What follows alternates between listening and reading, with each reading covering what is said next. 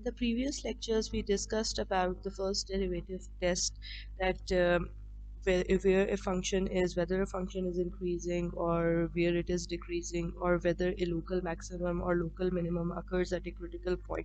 In this section, we see that the second derivative gives us information about how the graph of a differentiable function bends or turns. Now, this is the second derivative test for concavity. Let y is equal to f of x be twice differentiable function on an interval I. If the second derivative is greater than 0 on the interval, the graph of a function over the interval is concave up. And if the second derivative is less than 0 on the interval, the graph of a function over the interval is concave down. Now, some functions like parabola shown here uh, only have one kind of concavity, but there are more interesting functions which may have a mixture of two. The graph might be concave down in one interval and concave up in the next interval, and some functions even switch back and forth between concave up and concave down infinitely many times. So here I am giving you an example of parabola. Here, by taking its second derivative, I get a value of 2. If I'll move towards the left side, and I'll substitute some value which is some negative value, then I'll again get the value of second derivative will be positive. And if I'll take the value greater than 0, like 2, 3, 4, once again I'll get a positive value. So here we can see clearly that the second derivative is always positive, and the graph is concave on the entire interval minus infinity to plus infinity. Now, let's let's talk about the mixture uh, of concavity, like y is equals to x cube. Here, when you take the second derivative, you get 3x. When you take the first derivative, it's 3x square, and by taking the second derivative, we get 6x. Substituting it equals to 0, we get x equals to 0. Now, if I'll take values or negative values, like values less than 0, what I'll get is I'll get a negative answer. And if I'll substitute a positive value like 1, 2, 3, 4, I'll get a positive answer for the second derivative. So here we can see that at point 0, we the concavity is changing. There is a bend. So we can say that on the left side, from minus infinity to 0, I am getting concave. Yeah, I am getting concave down, and if I'll take interval 0 to positive infinity, I am getting a concave up curve. So here is a mixture of concavity. Now, what is the point of inflection? A point, here I am defining the point of inflection, a point where the graph of a function has a tangent line, or where the concavity changes, is the point of inflection. So we have to look for the point where the concavity changes. In the example of y is equals to x square, the concavity on the entire interval is remains the same. So here there is no point of inflection. The graph is concave up on the entire interval. But if I talk about y is equals to x cube, then here point 0 is the point of inflection, because on the left side I am getting concave down, on the right side I am getting concave up. So here concavity is changing, and this particular point is the part of the domain. The function is defined at that particular point, so we can say that 0 is the point of inflection. Now here is the first example. The function is x raised to the power 5 by 3. If we take the first derivative, I am getting this value. I can equate it equals to 0, and I get a value of x equals to 0. That is basically the critical point. Now, if I find the second derivative, this is the second derivative, and second derivative is not defined at x equals to 0.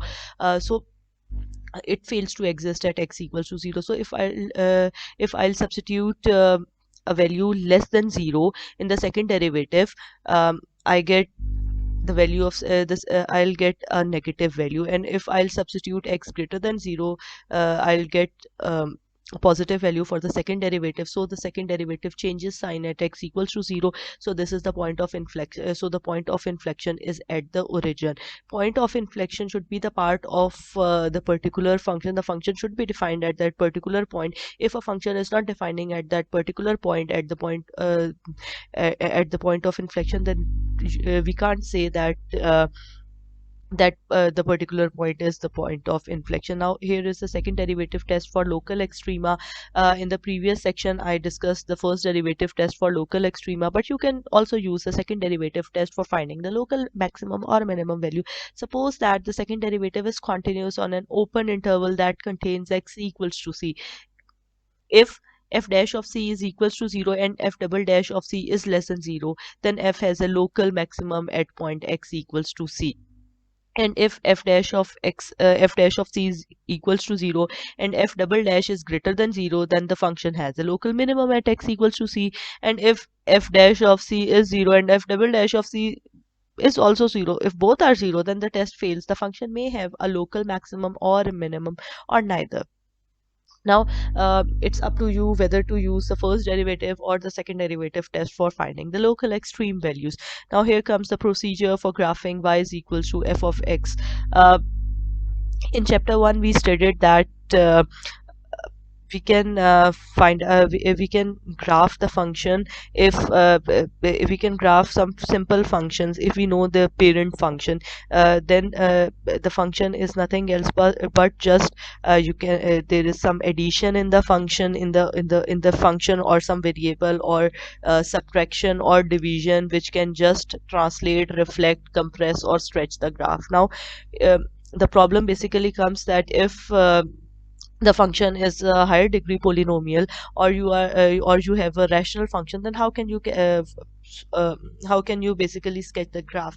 Then you can still sketch the graph by taking the help of the derivative, and by taking the help of all the previous information which we have just studied in this course. Like there are a lot of points by which you can find out by which you can sketch the graph. And if you'll get a lot of information, if you'll find a lot of information, then it will be very easy for you to sketch the graph. Like for example, if you are given with a function, then you can identify the domain of the function and check any symmetries your curve may have. Then you can find the derivatives of the function, then find the critical points of the function, if any, and identify the function's behavior at each one. Then find where the curve is increasing, where it is decreasing, because the function does not behave the same on a whole interval. Then find the point of inflection, if any occur, and find the concavity of the curve. Identify any asymptotes that may exist, and asymptote occurs only in the case of rational functions. Then find the x-intercept, find the y-intercept. If you want to find the roots, you can find out the roots easily. Then plot all the key points, sketch such as the intercepts, the points found in the previous steps, and sketch the curve together with any asymptote that may exist. Okay, now here is an example that find the inflection points and the interval of concavity up and down of the given function. Now, by using the concavity test, we have to take the second derivative. The first derivative is 6x minus 9, and the second derivative is 6.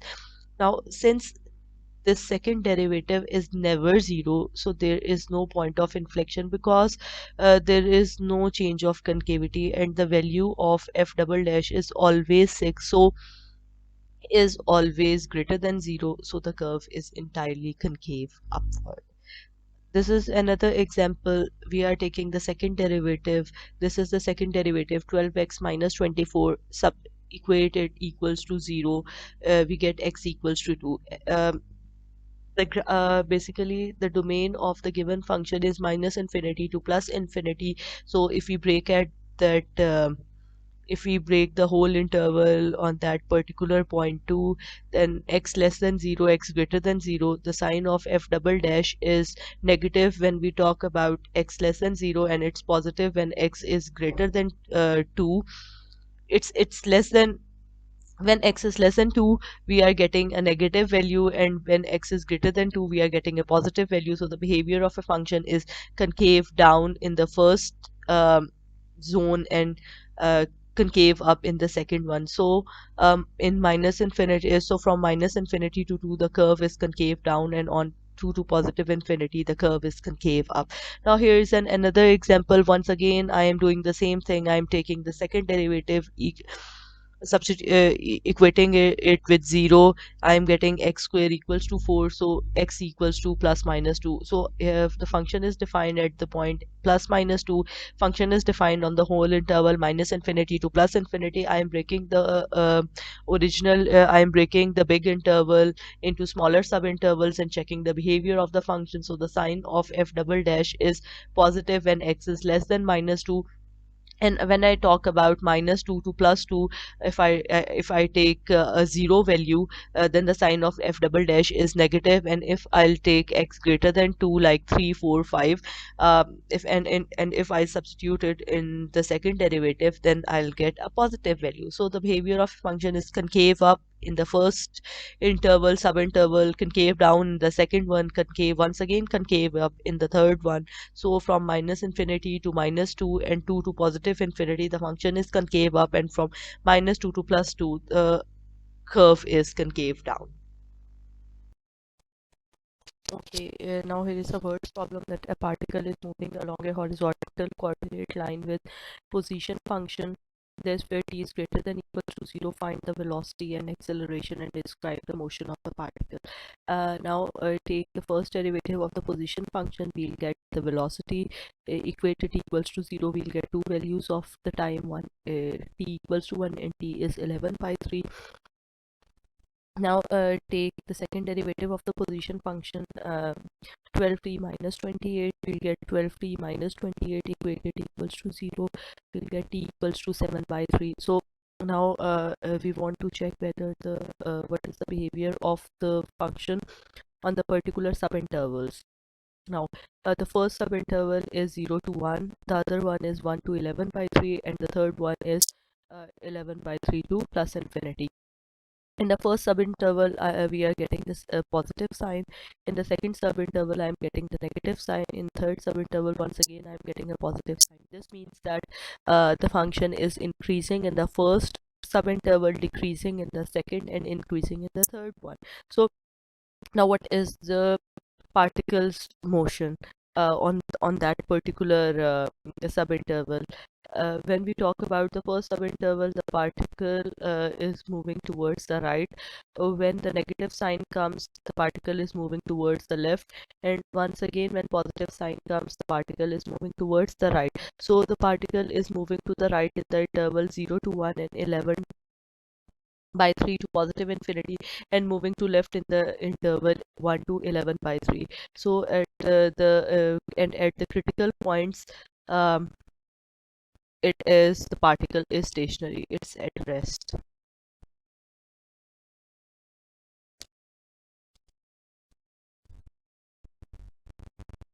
Now if we investigate uh, the value 7 by 3, so the first interval is 0 to 7 by 3, other one is 7 by 3 to positive infinity. On the first in the first subinterval, the second I'm getting the negative value of the second derivative. In the second subinterval, I'm getting the positive value of the second derivative. So the function is concave down on the first subinterval and concave up on the second subinterval. Okay, now let's look at another example. This is an example of curve sketching. Look at the function carefully. This is a rational function. So the first step is to check its domain. So this function is defined on all real numbers except 0, because at 0 the function is undefined. So its domain is the set of all real numbers except 0. Now let's take the first derivative and second derivative. After calculating the first and second derivative, we can see at 0 the function is undefined. So here is the vertical asymptote. Vertical asymptote exists at x equals to 0.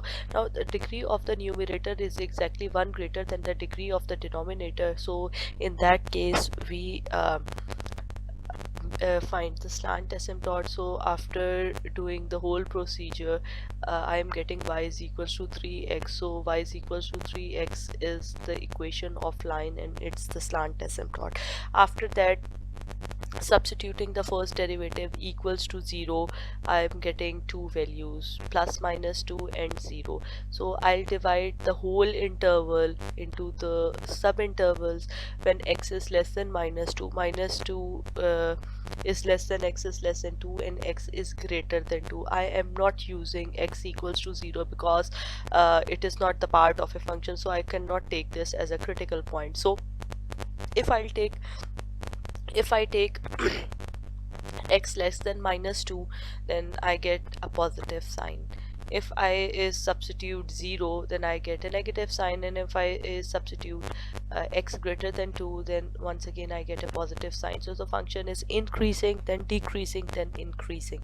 Okay, after that, by using the first derivative, I can find out, I can check whether the function has a local, this critical point is local maximum or local minimum. So as the size is changing from positive to negative, that means that minus 2 is the local maximum. And if I substitute negative value, if I substitute left values, uh,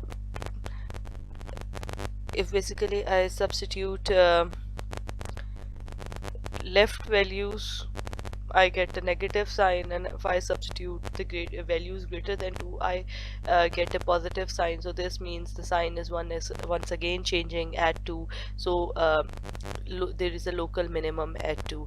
Now if I talk about the second derivative and substitute it equals to 0, I get x equals to 0. So x equals to 0 is not part of the domain, so there is no point of inflection because 0 is not the part of the domain.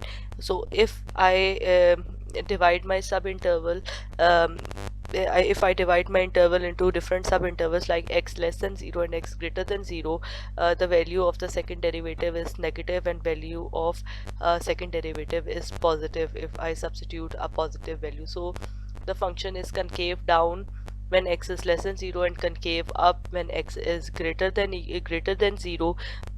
And at the critical points, I can check the function has the maximum or minimum value, because uh, the statement says the function has its absolute minimum or maximum value either at the end points or at the critical point. So we don't have the end points, we have critical points, so we can substitute these values in the function, and we can get the absolute maximum and minimum value. So after getting all the points, we can sketch the graph, and in this way we can get the graph of the rational function. Now here is another example. This is a third degree polynomial. So this third degree polynomial is, as we all know that polynomial is continuous on the whole interval, so its domain is a set of all real numbers. We can find out the x-intercept by putting y equals to 0. So this is the value which I am getting. So x minus 1 is the solution, and we can divide the function by x minus 1. So we get this. So by using the synthetic division which we studied in the previous levels, we are getting these values. So these are the x-intercepts. So for y-intercept, we put x equals to 0, so y equals to minus 6. So these are the x and y-intercepts. So my graph will cut the axis at these points. Okay, now we can check whether this function is even or odd. So after checking, we can say that this function is neither even nor odd. After checking all these points, we can calculate the first derivative. After calculating the first derivative and substituting it equals to 0, uh, I get these points, and by taking the second derivative I get this point. So I can reduce I can s- d- s- I can divide the interval into sub-intervals. When x is less than 2, I'm getting a negative sign. When x is greater than 2, I'm getting a positive sign. So according to the second derivative test of concavity, function is concave down in the first subinterval and concave up on the second subinterval, and these are the critical points. So when x is less than 1.42, the value of the first derivative is positive, so the function is increasing. When the value is between 1.42 and 2.58, the value of the first derivative is negative, so the function is decreasing according to the first derivative test. And when x is greater than 2.58, um, the function is increasing. So the function is increasing, decreasing, and once again increasing. So we can say that 1.42 is the local maximum, 2.58 is the local minimum. After finding out all these points, calculating all these points, we can um, sketch the graph of this higher degree polynomial.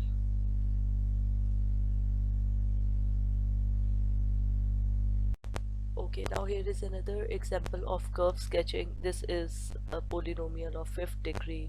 Polynomial is defined on whole interval. It is continuous on whole interval. So the domain is the set of all real numbers. We can find out x-intercept and y-intercept. These are the values. We can find the roots of this fifth degree polynomial. So these are the roots. So exactly we can exactly from finding the roots we can exactly point out from where the curve cuts the x-axis. Now taking the first derivative and equating it to 0, I am getting the values 0 and 1. So dividing my bigger interval into sub intervals, x is less than 0, x is between 0 and 1, and x is greater than 1. If I'll substitute a negative value in the derivative, I am getting a positive value, so the function is increasing on that interval. If in the interval 0 to 1 I'll substitute zero point 0.5, I am getting a negative value, so the function is decreasing. When x is greater than 1 and I'm substituting the positive value, the value of the derivative is positive, so the function is increasing. So the behavior of the function is increasing, decreasing, and once again increasing. So by the first derivative test, I can find out what points are local maximum and which point is local minimum. So sign is changing from positive to negative, so point 0 is local maximum, and sign is changing from negative to positive, so 1 is local minimum. After calculating the second derivative, equating it to 0, I am getting this value of x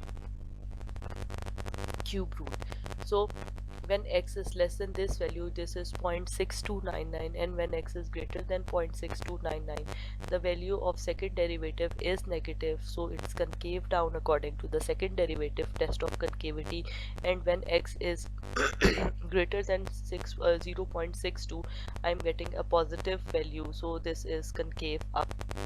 Substituting the value, so as the concavity is changing from down to up, so this particular point is the point of inflection, and I can substitute this value in the function and find out the actual value of function at the point of inflection. So substituting 0, 1 and this point, I can find out the values of the function.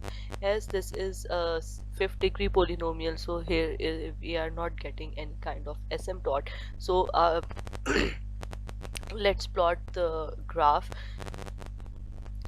In interval when x is less than 0, the function is increasing, so this is showing us an increasing behavior of a function. When x is between 0 and 1, the function is decreasing, and when x is greater than 1, the function is increasing. Now let's talk about concavity and the points and the roots. These are the roots, so at these points the graph will cut the x-axis. So I have plotted these points as well, and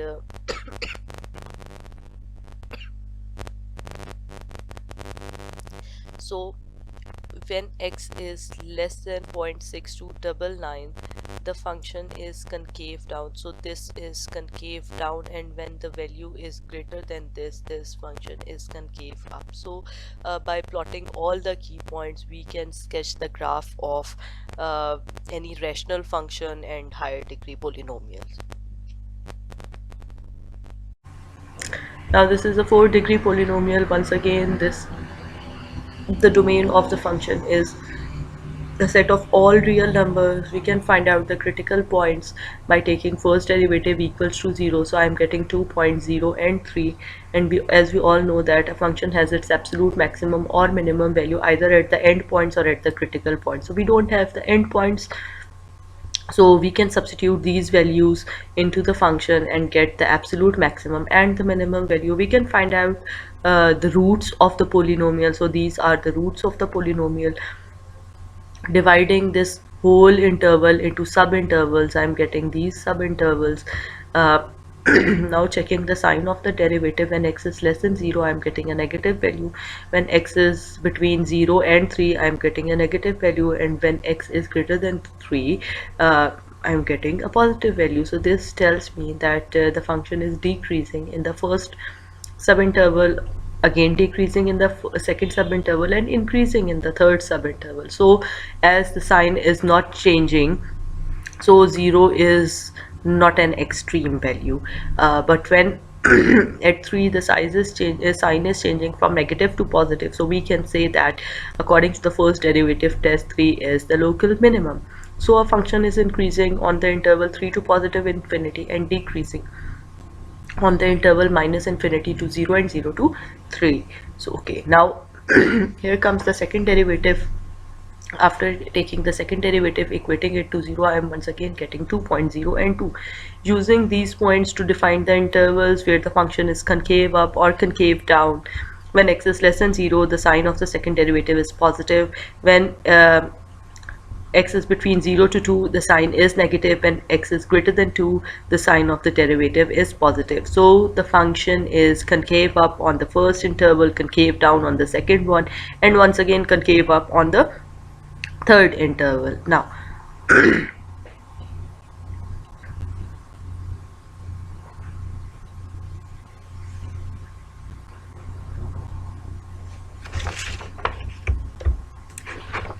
okay, now checking the concavity at all the possible points, we can see now we'll plot the graph, and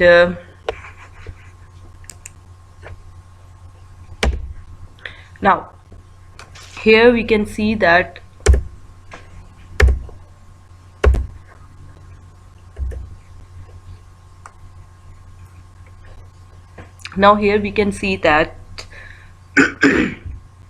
when I talk about the left interval, when x is less than 0, I am getting concave up. So this is concave up, and at point 0 the value is 10, so this is the point, and at point 3 I am getting minus 17. So here is that point. At point now at from 0 to 2, I am getting function is decreasing and I am getting concave down, and from 2 to 3, once again the function is decreasing and the behavior of the function is concave up, and from 3 to positive infinity the function is increasing and the graph is concave up. So in this manner, by calculating all the points, by plotting all the key points, we can sketch the graph of the function. So derivatives in this way are of very much importance, because we can calculate, or we can sketch the graph of the functions.